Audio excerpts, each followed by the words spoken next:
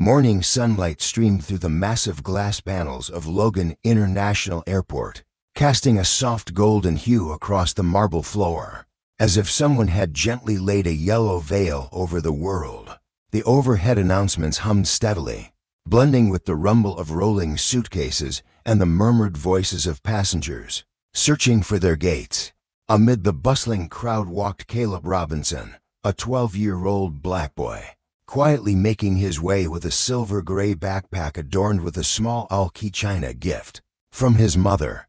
This was the first flight of his life, and more than excitement, there was a strange, rising feeling within him, the effort to appear grown-up.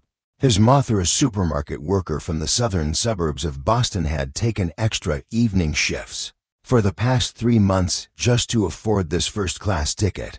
She had said, "You're not just flying to visit Uncle Ben. You're flying toward your future." Caleb didn't fully grasp those words, but he remembered her eyes when she spoke, eyes filled with hope, love, and an unspoken trace of worry. As he stepped into the first-class cabin, Caleb looked around shyly. The seats were wide, upholstered in dark brown leather, every detail radiating a kind of luxury that made him feel as though he had stepped into a world not meant for him. He reminded himself to sit upright, stay quiet, and not bother anyone. Seat 2A, by the window. Caleb placed his backpack at his feet and adjusted his white shirt and neatly pressed khaki pants, the outfit his mother had carefully ironed the night before.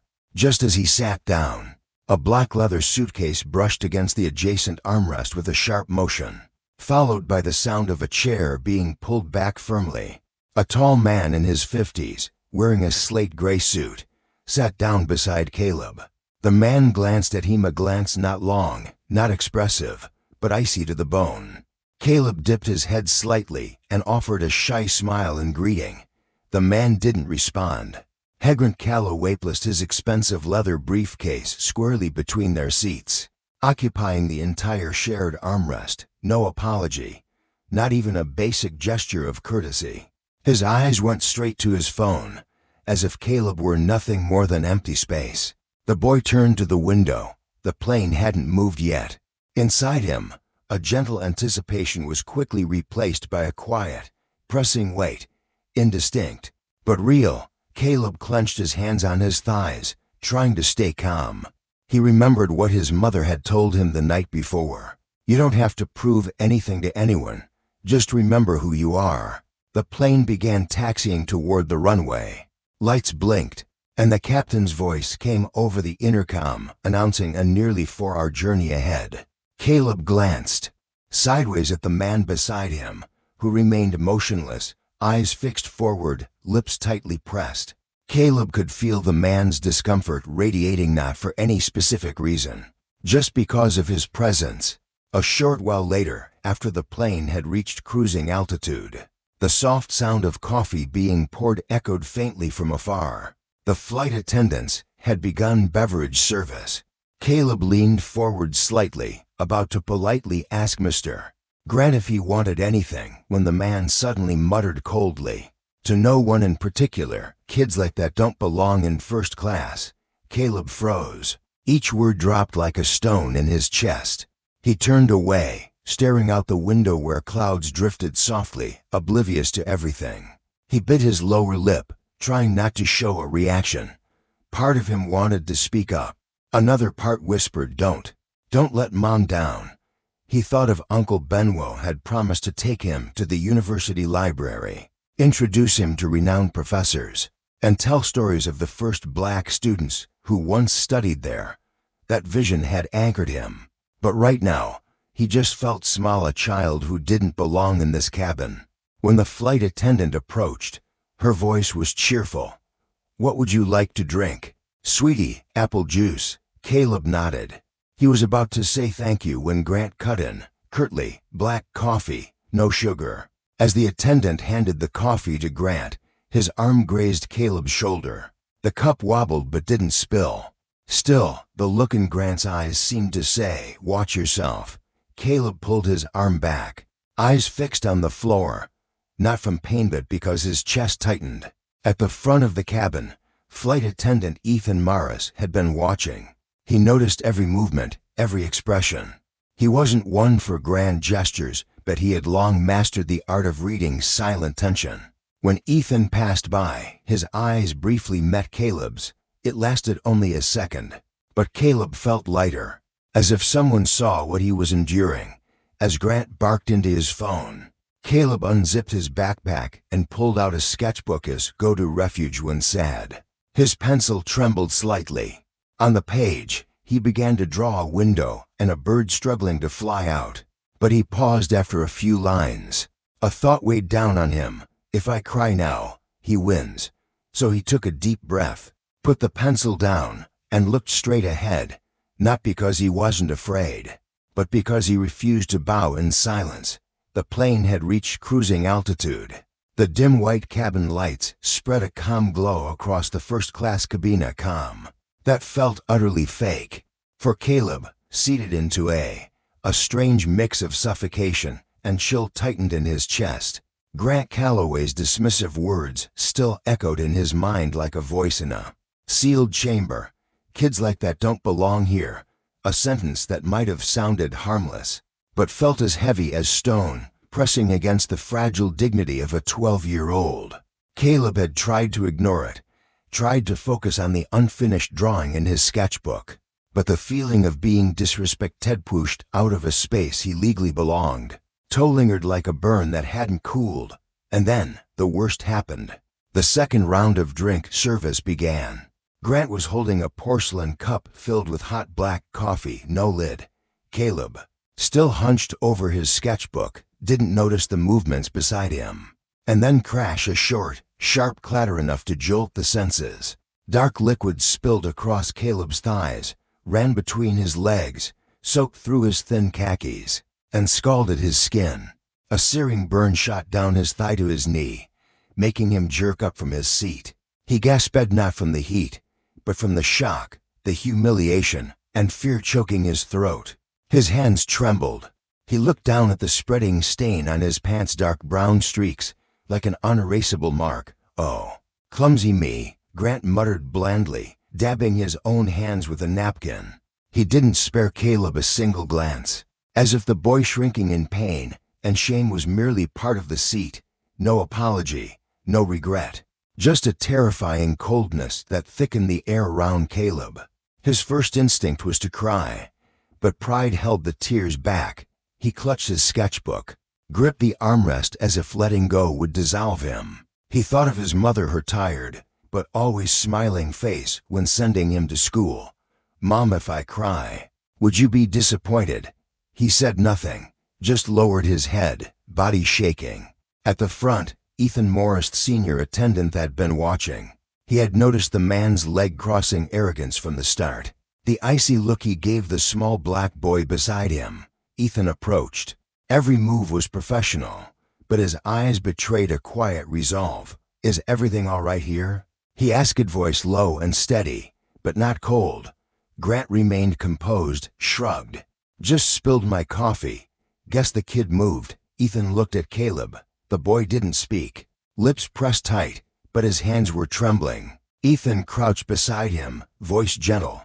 Are you burned? Anywhere hurt? Caleb shook his head. Barely, but his eyes were red. Ethan turned away, but something had clicked in his mind. No one on that flight knew Ethan's past, that he had once served as an internal affairs officer for the Federal Aviation Authority (FAA), before becoming a flight attendant to be closer to passengers.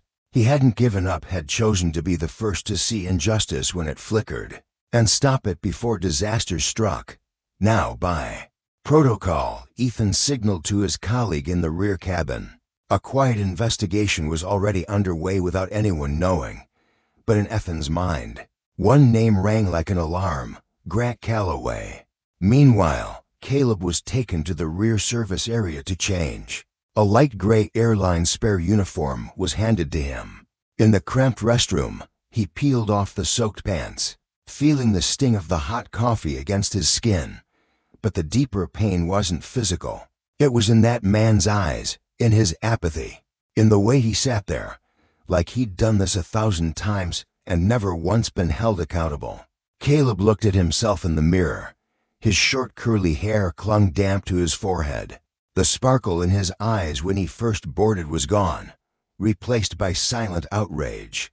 He didn't have the words yet, but he understood. This wasn't an accident.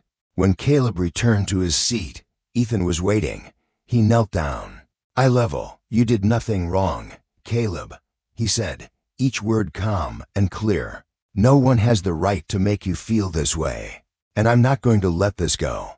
Caleb said nothing, but for the first time that flight, he looked an adult in the eyes and saw trust, not fear, not wariness, but trust. At the front of the plane, Grant adjusted his collar, eyes darting. He had no idea a silent plan was already unfolding, and the man he had dismissed, the one who just served drinks, was about to do something no one expected. A gentle tremor rippled through the aircraft as it passed through a small patch of turbulence.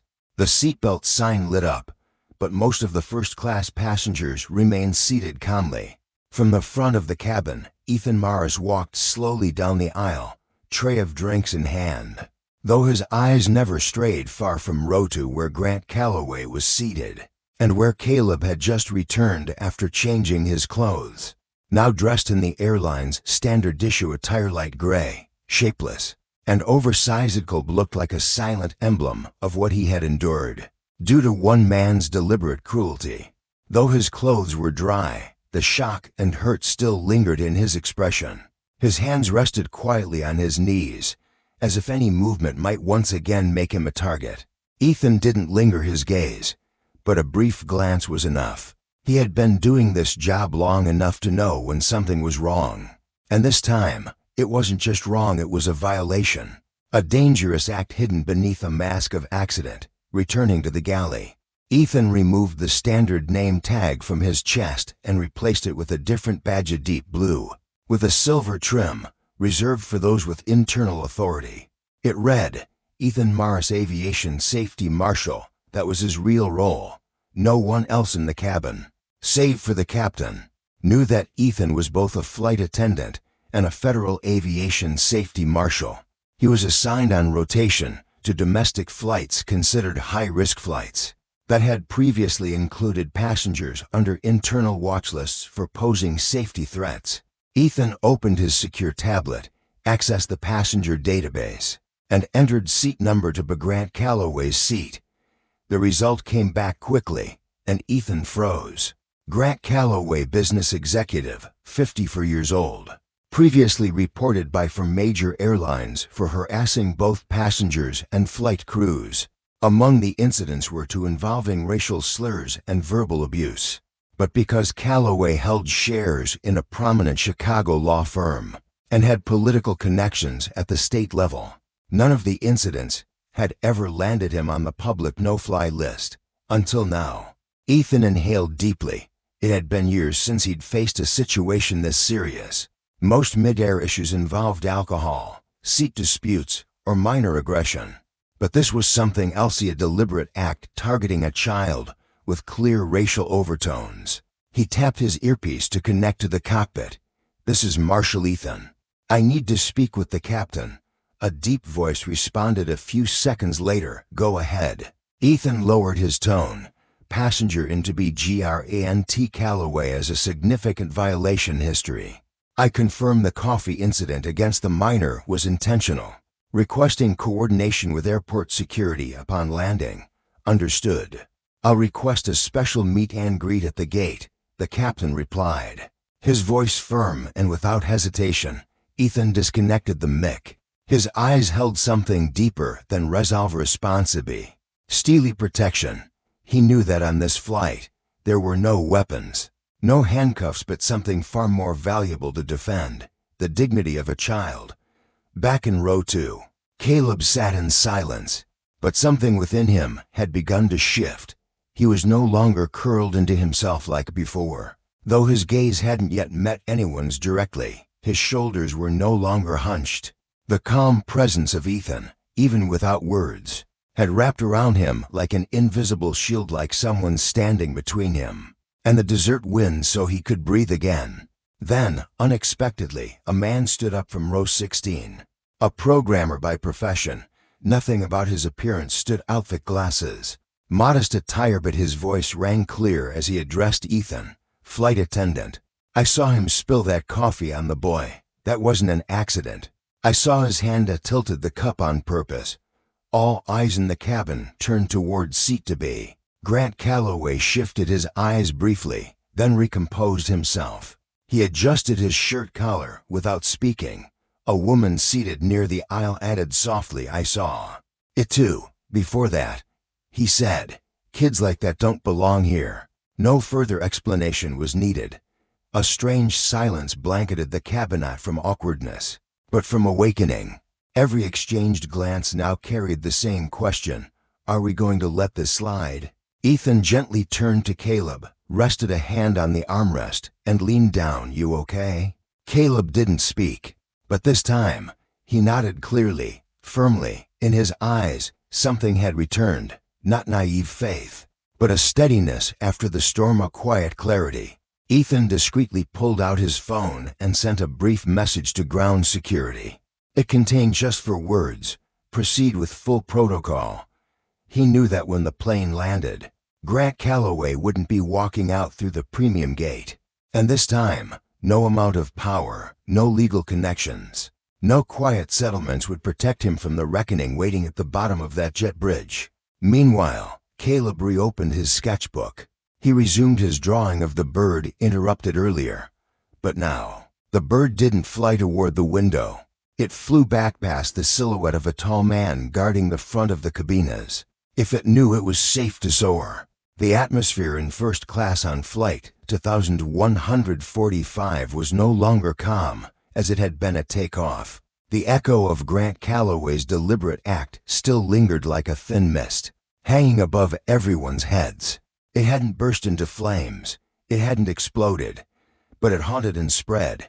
Every glance exchanged, every sideways look toward seats to A and to B, carried silent questions no one dared to speak aloud. But in that hush, someone finally spoke.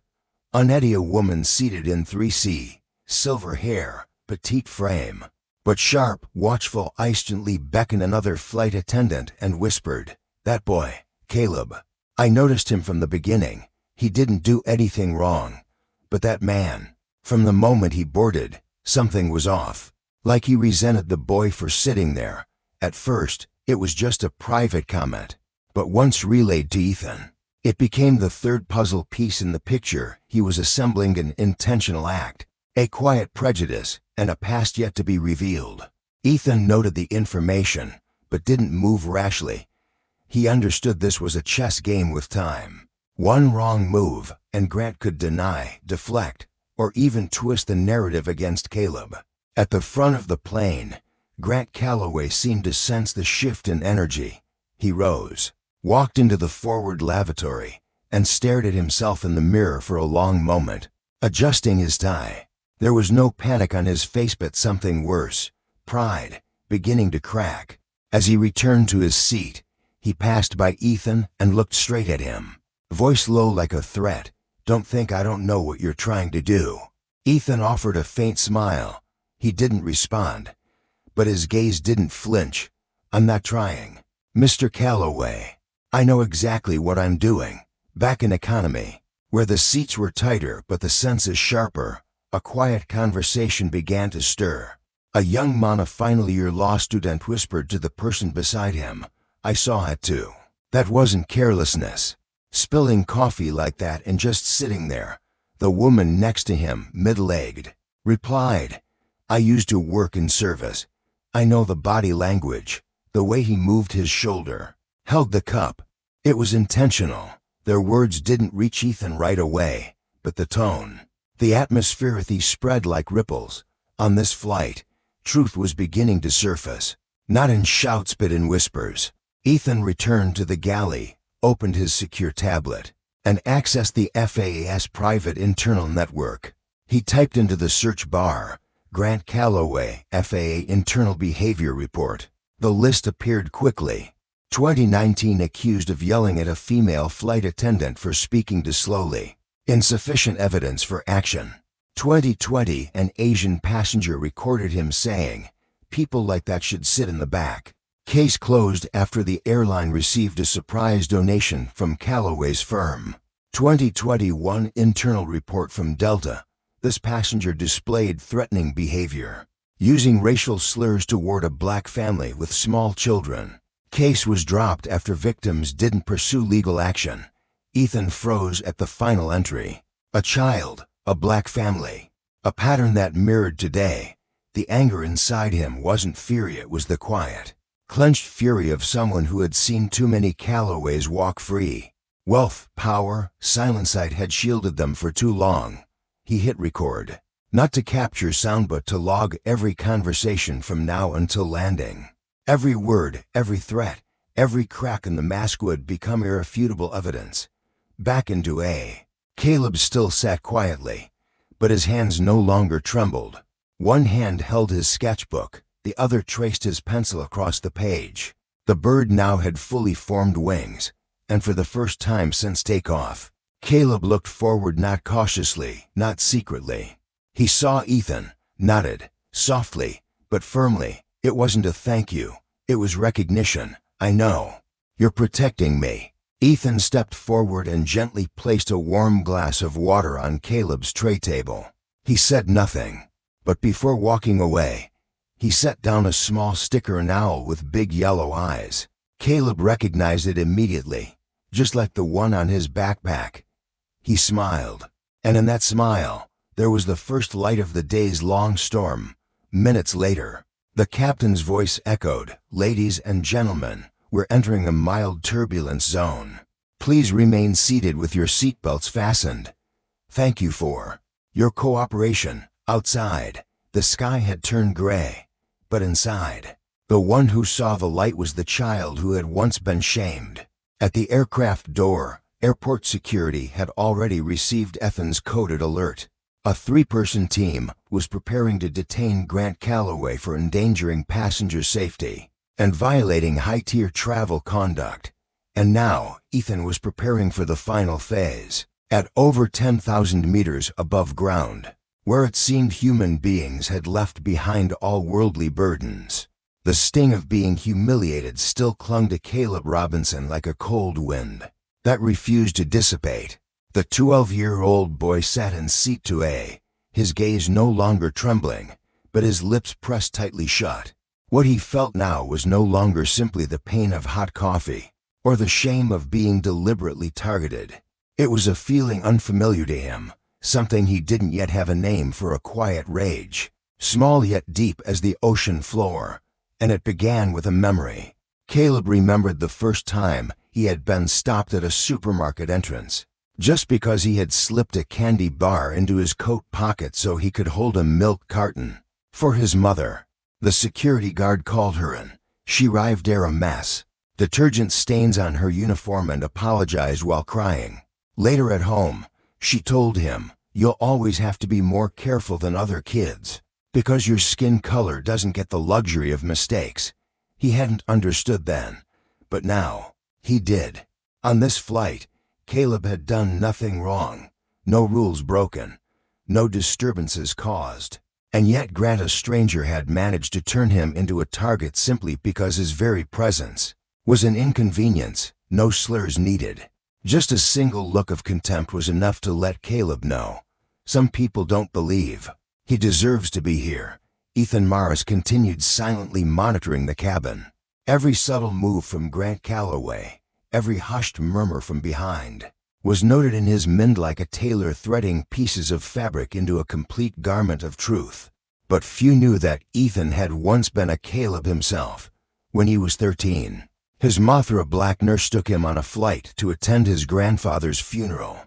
It was his first time flying.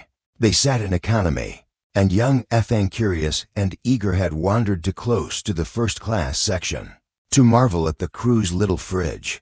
A passenger pulled on his sleeve and said, "This place isn't for you.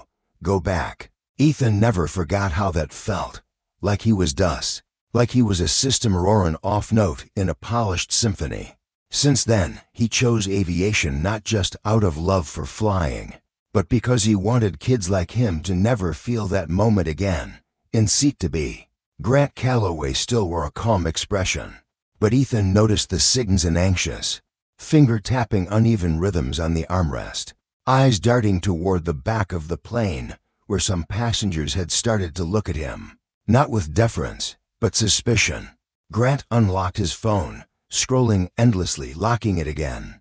His face alternated between frowns and faint, crooked smiled smirk of a man used to getting away with things, convinced he would again. But he didn't know Ethan had already alerted ground security. And this time, the landing would not be an escape, it would be an endpoint. Caleb quietly turned to a new page in his sketchbook. Against the white paper, he began to draw himself in detail. But as a shadow standing beneath the sun, one hand held a pencil, the other was raised to shield his eyes from the light. And behind that shadow stood another figure, face not drawn, blocking the wind. It was Ethan. Caleb had never drawn an adult before, but this time he wanted to, because for the first time, in a space of power and chill, an adult stood with him, not out of duty, but understanding. Just then, the announcement came. Ladies and gentlemen, we will begin our descent in 15 minutes. Please return to your seats, fasten your seatbelts, and prepare for landing. A low ripple of movement passed through the cabin. Passengers removed their headphones, packed up laptops. But Caleb felt his heart beat faster, not out of fear, but because he knew something was coming. A moment that would close one chapter and begin another. Ethan moved quickly to the back galley. From a secured cabinet, he pulled out a file folder. Inside were notes on the incident, witness statements, internal camera stills, and a copy of Grant's FAA report. He texted the captain, "File ready. Please allow security to board before disembarkation." The reply came with just 2 words, "Understood." The aircraft began its slow descent. Outside, gray clouds stretched across the sky like soft slashes. Inside, Caleb closed his sketchbook. He was no longer curling in on himself. His hands now rested naturally on the armrest, eyes looking ahead. And then, like a beam cutting through fog, turned to face Grant Calloway for the first time since the coffee incident. Not afraid, not angry, just the look of someone growing up, Simeon, who had decided he would no longer carry someone else's shame. Calloway turned away, pretending not to notice, but he knew the boy had stood up. With his eyes, the plane settled into an eerie stillness, like someone had laid a thin, stifling blanket over the air. Outside the window, gray clouds rolled, dimming the sun to muted streaks of light, fitting for the unrest still stirring in Caleb's chest. The 12-year-old black boy sat quietly into a sketchbook in hand. The lines on the page were no longer of a lonely bird. This time, Caleb drew the airplane cabin, each seat, each pair of eyes. In the drawing, there was a child smaller than himself, surrounded by judgmental stares. And off in the distance, a figure stood between the child and the world. He didn't write a name, but in his heart, he knew it was Ethan. From the back of the cabin, Ethan Morris observed quietly. No passenger noticed that the man in the flight attendant uniform had transferred full operational control to his assistant. He no longer served drinks, escorted passengers, or offered smiles. He was now in protection mode. In Ethan's left ear, a barely visible earpiece buzzed. A voice from New York airport security came through. "Intervention team is ready. 3 agents will meet the aircraft. Passenger Grant Calloway is on the active watch list. Please confirm current status." Ethan responded clearly.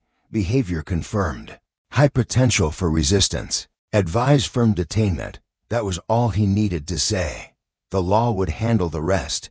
But the evidence of testimony would ensure it was complete. In a rear row, a quiet ripple continued. A middle-aged Asian American businesswoman, after noticing the weight in Caleb's eyes, wrote on a napkin, "I saw everything. If he needs a witness, I'm willing." She discreetly slipped the note into Ethan's hand as he passed. No one saw, no one turned. But in that moment, Ethan knew he was no longer alone. The truth, however fragile, was finding allies. Grant Calloway began to fidget. He wasn't stupid. He sensed the shift. no longer greeted by polite nods or privileged warmth. What met him now was caution and distance. He tried an old tactic, complaining to the head attendant about the unprofessional conduct of the black male steward. But this time, the response was unlike any he'd known. The head attendant, a white woman in her 40s, replied curtly, "We are documenting all interactions. For executive review, please remain courteous until the flight concludes."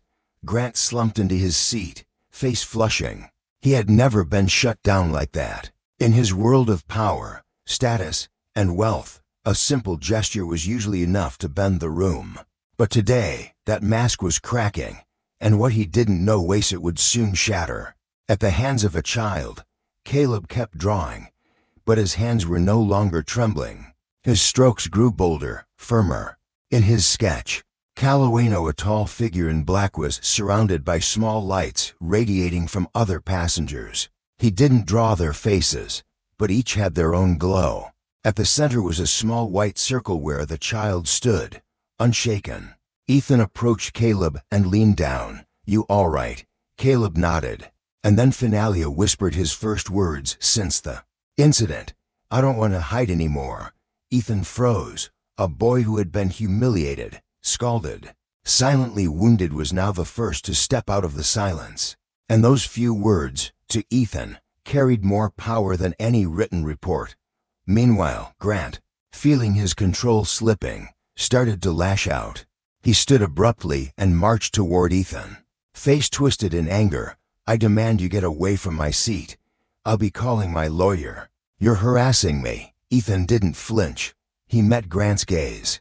"I'm not harassing anyone, Mr. Calloway. I'm protecting a passenger you assaulted.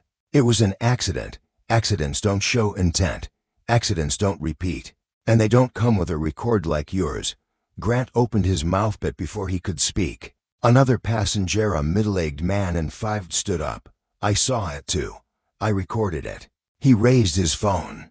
The screen lit up, showing a silent video from an angle behind. It wasn't crystal clear, but it captured the motion unmistakably. Grant's hand tipping the cup. No one bumped him. And his face motionless. Grant stepped back. His face went pale. Ethan walked toward him. Voice no longer that of a flight attendant but of an enforcer. "Mr. Grant Calloway, your actions constitute a violation of aviation safety protocol and an assault on a minor. You will be detained upon landing." Silence swept the cabin. No applause. But every pair of eyes turned toward Caleb, not with pity, not with confusion, but with respect.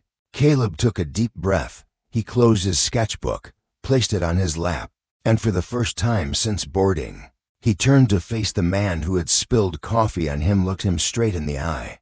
Not afraid, not shaking, just the gaze of someone who had stepped out of silence. Ethan looked at him and smiled, a smile that needed no words. The airplane began its final descent. Familiar announcements echoed through the cabin. Fasten seatbelts. Return seats to their upright position. Stow tray tables. But this time, the air carried something different, like the entire cabin was awaiting a conclusion not tied to a destination, but to justice. Caleb Robinson, the 12-year-old black boy who had endured a shock no child should ever face, sat quietly in seat 2A. His arms still held his sketchbook tightly, but his eyes no longer looked away. He stared straight ahead, as if ready to face the world. Beside him, the man who had humiliated him, Grant Calloway, sat frozen, like a statue cracking from within. Ethan Morris, flight attendant who was also a covert federal air marshal, was preparing for the most critical phase, gathering the most powerful form of evidence aboard witnesses. He stepped toward row 16, where the middle-aged programmer who had filmed the crucial video sat. Ethan leaned in slightly. "I'd like to confirm your recording may become official evidence. Are you willing to provide it?" The man nodded without hesitation. "I'll testify. I have a son the same age as that boy, and I can't stay silent." A few rows behind, a silver-haired woman, Annette, who had spoken to Ethan earlier, stood up. "I heard what he said to the boy. Kids like that don't belong here. I heard it with my own ears." Another passenger, seated across from row 2, raised his hand, face stern. "I confirm it too." He spilled the coffee on purpose. That wasn't an accident. Ethan documented each testimony, each nod. Every statement sounded like the first strikes against the fortress of privilege that had once protected Grant Calloway. The man himself was now visibly unraveling, his face flushed deep red, his hands gripping the armrests until his knuckles turned white. He looked around, searching for support but found none. Every glance now became a wall of resistance. No one looked away, no one backed down. Caleb could feel the change. He turned to look at the people standing up for him. His eyes welled up not from fear, but because, for the first time in his life, so many stood with him. His mother once told him, "Don't expect the world to be fair. Just hold your dignity." But in this moment, Caleb wasn't just holding onto dignity. He was being given it by a community that had once been silent. A woman of Indian descent, seated near the aisle, walked up to Ethan. She held out a photo on her phone, a snapshot of Grant Calloway pouring coffee on Caleb's face, clearly visible in the moment, showing neither surprise nor regret. "I didn't record a video, but I got this. If you need it, I'll sign whatever's required." Ethan nodded, emotion surging in his chest. This was no longer just a mission. This was compassion responding to injustice for a child. At the front of the cabin, the captain's voice came over the intercom. "Ladies and gentlemen, we are preparing to land. Please remain seated with seatbelts fastened. A special response team will be boarding the first-class cabin upon arrival. Thank you for your cooperation." Silence fell across the plane. But it wasn't the silence of resignation. It was the silence of readiness. The whole aircraft had become a courtroom awaiting its final verdict. Grant Calloway leapt up, trying to leave his seat. But Ethan stepped in front of him. "You are not to leave your seat. Sit down. This is a direct order. You don't have the authority over me." Ethan pulled out his federal ID badge and held it eye level. "Ethan Morris, Federal Marshal, authorized to intervene in aviation safety violations." Grant staggered back, face ghost pale. He looked around but not a single person stood up. For him, the power he had once relied on crumbled in the face of truth. The plane touched down. The tires screeched against the runway. The cabin jolted slightly before settling. Caleb sat still, his fingers laced. Ethan leaned toward him and said softly, "You did great. You don't have to say anything else. Everything has been proven." Caleb looked at him, lips still pressed together, then exhaled. He nodded the solid nod of a child who had overcome fear through quiet strength. The cabin door opened. Two federal agents in dark suits stepped inside and walked straight to seat to be. "Mr. Grant Calloway, I didn't do anything. You are being detained under Level 1 passenger safety violation. Everything you say will be recorded. Please come with us." Grant struggled for a moment, but was quickly handcuffed with force. It wasn't physical restraint that subdued him. It was the collective silence of the cabin, silence of people who had chosen to stand on the right side. As he passed by Caleb, the boy didn't look away. He didn't lower his head. He simply looked. A calm look, not hateful, but enough for the man to know had lost, not because of power, but because he had forfeited his humanity. As Grant was escorted off the plane, no one clapped, no cheers, just silence. But in that silence rang the shattering of privilege, the rising of voices once ignored, and the quiet restoration of justice. Ethan turned to Caleb and sat beside him, eye level. "You weren't just brave. You inspired more people on this flight than you know." Caleb looked at him, his voice low but steady. "I just don't want anyone else to go through what I did." Ethan smiled, a sad, proud smile. He knew this boy would no longer be the quiet child. He had become a voice, small, perhaps, but more powerful than any excuse. Flight 2145 of Atlantic Eagle landed at JFK International Airport on time. But what it carried wasn't just passengers, luggage, or connecting itineraries. It carried a wound torn open by a boy named Caleb Robinson and partially healed by people who dared to say, Enough. Moments after Grant Calloway was escorted from the first-class cabin by federal agents, a video of the incident began to circulate. A woman from Economisland for most of the flight had recorded everything: the spilled coffee, Grant's indifferent expression, the dismissive words. Within 3 hours, the hashtag #JusticeForkel reached the top 3 national trends on Twitter. At JFK's terminal, Caleb and Ethan were escorted to a private lounge, away from the swarm of media. Caleb's mother, Vanessa, was already waiting when the door opened and she saw her son. She didn't run. She didn't cry. She stood still. Caleb walked slowly to her and burst into her arms. No words, just tears, but these were not tears of fear anymore. They were the tears of someone who had weathered a storm and remained standing. Ethan sat quietly in a corner of the room, watching them. His heart softened, yet deep inside stirred a feeling hard to name: pride, emotion, or maybe something deeper, a memory. He thought of his own mother, who had once been unable to speak up for him when he was removed from a waiting area, for sitting in the wrong place. He once wished if only someone like me had been there that day.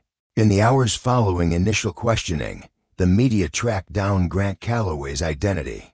He turned out to be a veteran financier, once the chief investment officer of a major East Coast energy conglomerate. Journalists dug deeper. Suppressed complaints resurfaced: racial bias in corporate hiring, unjust firings of black employees, and a lawsuit quietly settled in 2021. This time, there would be no escape. Meanwhile, Caleb's story spread across news outlets, but no one called him a victim. They used words like survivor, hero, catalyst for change. One particular video was widely shared, a clip of Caleb sketching on the plane, while an angry man tried to dominate him. The footage was grainy, but viewers could feel it. Caleb's silence spoke louder than any scream. At home, Caleb was granted a week off school under advice from a school psychologist. He needed space. But to everyone's surprise, Caleb didn't retreat. He agreed to appear on a children's talk show with his mother, to Sharina Accuse, but reflect as part of his healing. During the show, the host asked, "When people saw you being treated unfairly, what did you think?" Caleb answered, voice small but clear, "At first I thought I must have done something wrong. But then I realized it wasn't my fault. No one has the right to blame me just for being me." The host choked up. The room fell silent. After that fateful flight, Ethan was invited to Atlantic Eagle's executive headquarters, not for a mere thank you, but to offer him a new role: special advisor for a training initiative called Respect in the Skies, a campaign to combat discrimination and train all flight staff in equitable behavior. Ethan paused, then replied, "I'll only accept if the first session is held at Caleb's school." The decision was swiftly approved. Over 100 students and faculty at Brooklyn Middle School, Caleb's school, would be the first participants in a live scenario-based training event, with Caleb and his mother as honored guests. At the event, a special image was unveiled: Caleb's drawing from the flight. The sketch had been scanned, enlarged, and printed on wooden panels displayed in the school's main hall.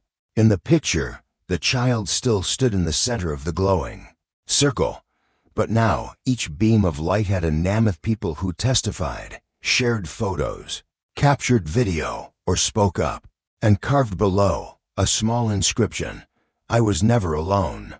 Caleb had become a symbol not of victimhood, but of quiet strength. He didn't give long speeches.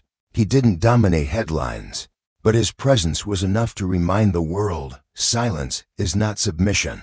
Sometimes, it's waiting for the right moment to speak. Ethan returned home after the event and hung a framed photo of himself, Caleb, and Vanessa on the wall.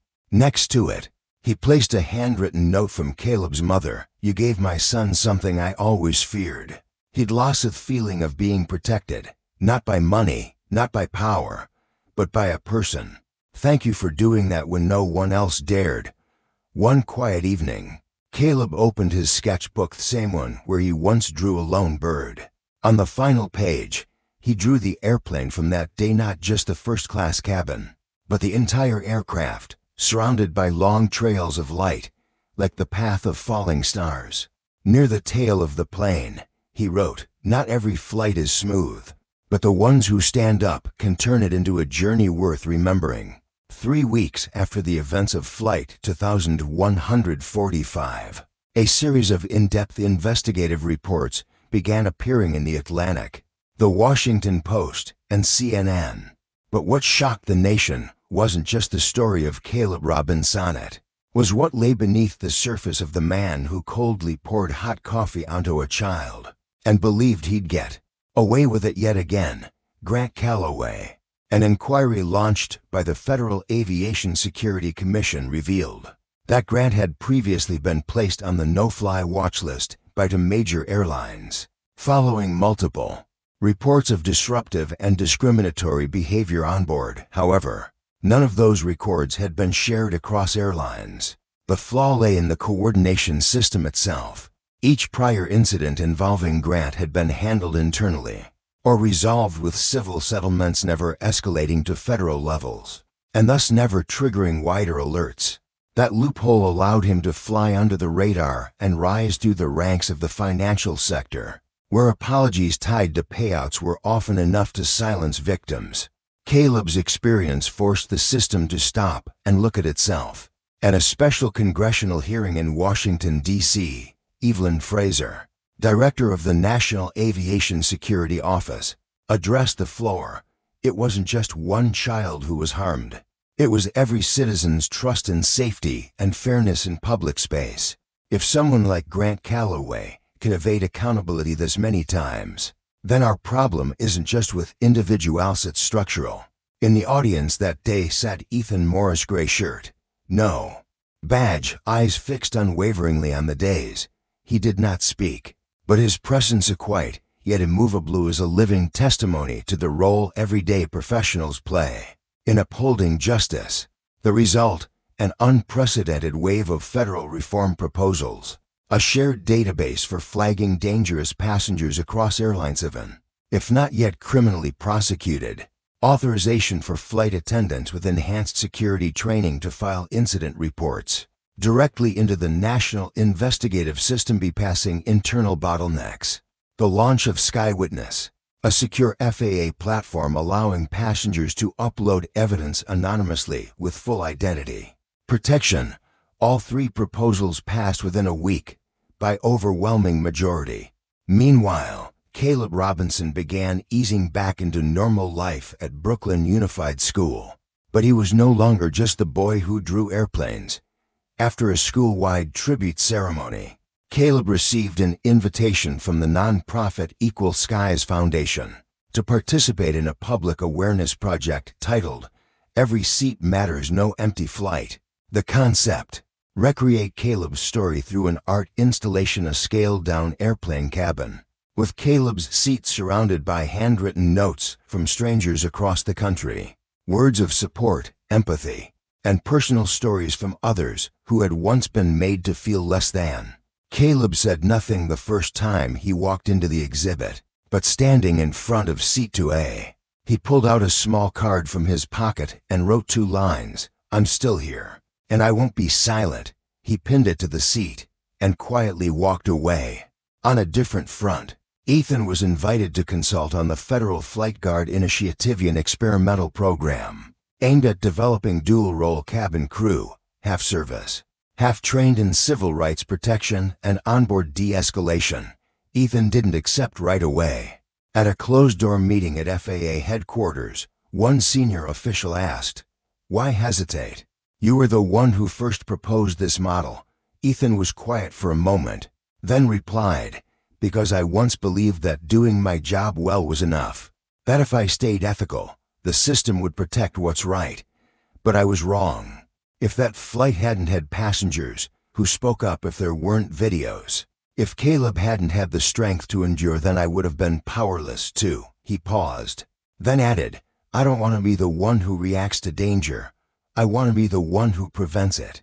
If this program can do that, then I won't just consult. I'll lead it." The entire room stood and applauded. As for Grant Calloway, after his first hearing, he was released on bond under electronic monitoring. but he didn't expect the backlash to come from inside the very industry he once dominated. The board of the financial firm where he served as honorary advisor issued a public statement, revoking all privileges, terminating his honorary position, and formally apologizing to the Robinson family. Soon after, 3 former employees stepped forward, detailing a culture of covert discrimination, closed-door meetings for those with the right background, snide remarks like maybe you're better suited for customer support, and a toxic workplace veiled in professionalism. The tide was turning. Caleb's healing, however, didn't unfold in press conferences or spotlighted panels.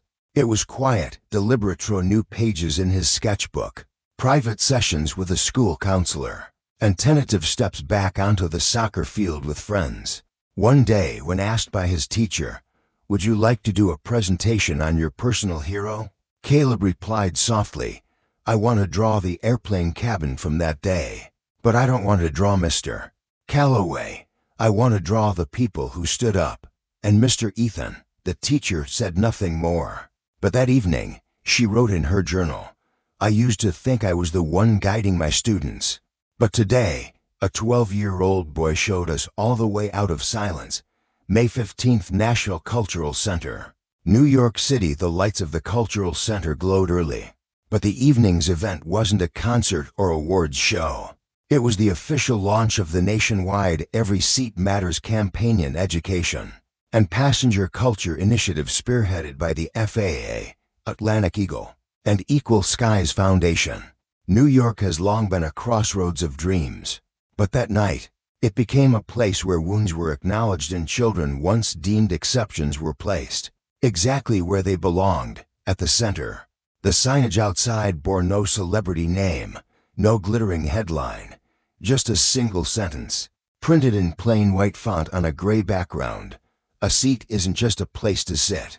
It's how we choose to see one another." Caleb Robinson inside the hall. The chairs were arranged in a sweeping arc. At the center was not a towering stage, but a full-scale replica of the first-class cabin from Flight 145 rebuilt to the last detail. Seat 2A was covered in deep navy velvet, with a small brass plaque that read, "For those who were silent, yet chose to stand." Seated in the front row, between his mother Vanessa and his quiet ally Ethan Morris, 12-year-old Caleb Robinson looked around without saying a word. But in his eyes was a light, unmistakable flight of someone who walked through darkness without losing himself. Veteran journalist Karina Miles opened the ceremony. She didn't begin with applause. She started with 10 seconds of silence, then said, simply, "Tonight, we don't commemorate an event. We welcome a movement." From there, the evening became something more than a ceremony. It became a living story, told with truth, tension, and grace. The first segment featured a documentary reel, Caleb sketching on the plane, Ethan confronting Grant, witnesses rising. Interwoven were clips of passengers who had once stayed silent, now ready to speak. A Middle Eastern woman on video said, "I used to think silence kept me safe. But I've learned that when we're silent about injustice, injustice finds its way to us." A young Haitian-American girl, round 11, had written in marker, "I never saw anyone like me in airline commercials, but today I saw Caleb. Now I know I can fly too." When the spotlight turned center, Karina invited Ethan and Caleb to join her in unveiling the campaign. Ethan wore his familiar navy suit, modest as always. Caleb wore a crisp white shirt and a slim gray tee, same one Ethan had gifted him after their first conversation at school. In their hands weren't scissors but two strips of cloth embroidered with the names of every passenger who testified on Flight 2145. As they gently lifted the fabric from the armrest of Seat 2A, the entire hall rose not in grandeur, but in quiet rebirth. Karina invited Caleb to speak. He stepped forward, gazing at the sea of people. The lights softened. The room held its breath. He spoke slowly, but without hesitation. "I used to think I was just a passenger, a kid in the wrong seat. But I learned that a seat isn't something someone gives you. It's something you deserve. I'm not the only one who's ever been mistreated. But I was lucky someone stood up for me. And I hope that one day, if someone like me is out there, the person who stands up will be one of you." The hall erupted not in noise, but in resonance. And in that applause, a new generation was born, a generation that refuses to look away. Karina presented Caleb with a framed certificate, the initiator in Guike and Gun. Not everyone who starts something is causing trouble.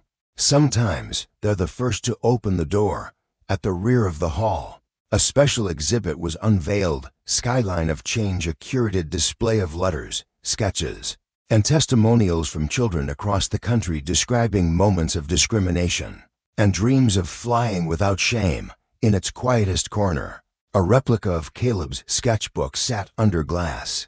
The first drawing, a quiet plane beneath a sky of gray clouds, and beside it, the last page, a plane soaring through a starry night. Each star a face off someone who didn't walk away. The Every Seat Matters program was formally announced for pilot implementation.